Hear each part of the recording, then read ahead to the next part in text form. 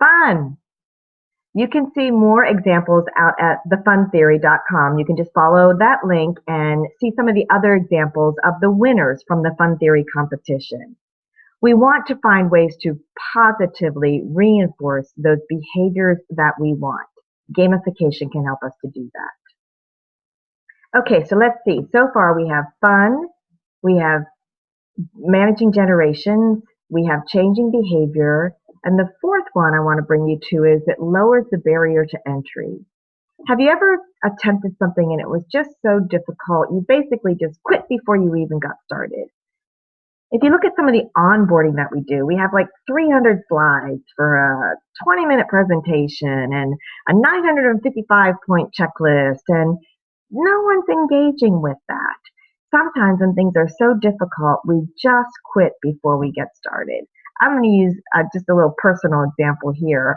I am not an athletic type. I mean, I don't get it. Why would you want to sweat? And I'm just not into that. But a couple years back, my youngest son, Joe, threw down the challenge and said, come on, Mom, let's do a race together. So I followed a program that's called From Couch Potato to 5K in 9 weeks. And it worked.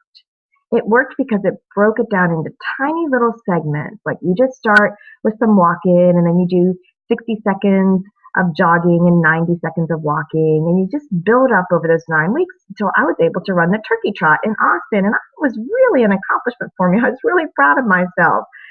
And then I got this lung thing and I couldn't breathe really well a couple months later and just had some allergies. And so I was kind of down and out. And I know I need to get back into running. But the barrier to entry is too high for me. I know how hard it's going to be. There is no fooling myself this time that, oh, you can do this, it'll be easy. Because my brain and my body knows that it's not easy. And so I've been on week 1, which is like jog 60 seconds, walk 90 seconds for about 6 months now. And I'm just not getting past it. And then a couple weeks ago, the gauntlet was thrown as far as, well, let's try this Zombies Run. It's an app that you can download on your phone. And I'm like, I'm not really into zombies. I'm not into running. I'm putting two things together I don't like. I don't know. But now, if you download it, it really is quite fun. You see that you're Runner 5, a vital member of one of the last outposts of humanity at Able Township. Oh my gosh. And I actually see myself looking forward to hearing what the next part of the adventure is. You can take a look at it. I'm doing the 5K training. So it's a 5K training in 8 weeks. Let me tell you, I don't anticipate getting a runner's high. And I don't want anyone telling me that they get a runner's high from it, because I'm probably likely to just tie your shoelaces together if you do. But it is lowering that barrier to entry. I am willing to get those shoes laced up and see what's happening now out there at Able Township. Another activity that my son introduced me to just recently is this program called 7. It's from Peregree. You can download it on your phone, and it's a 7-minute workout. You might have seen it featured in the New York Times. And it's so gamified. It's so great. You can see that they just go from activity to activity, and they count it down for you. 10 seconds left.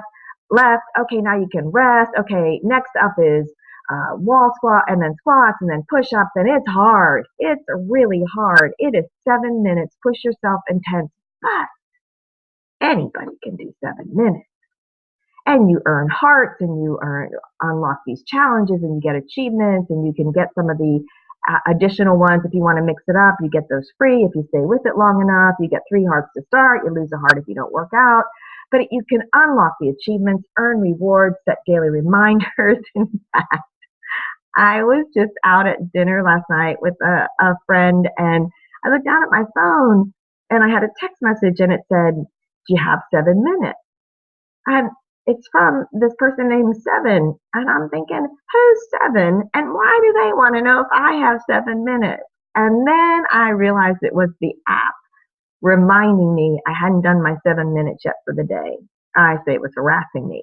But it was just a great little reminder. Hey, get your 7 minutes in. Anybody can do 7 minutes.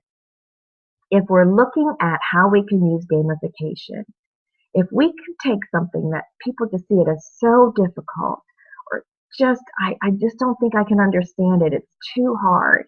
And if we can get them in and get them some easy wins and help them to build their confidence and get them in the new habit of doing whatever it is that needs to be done, how much better will that be in the workplace for us?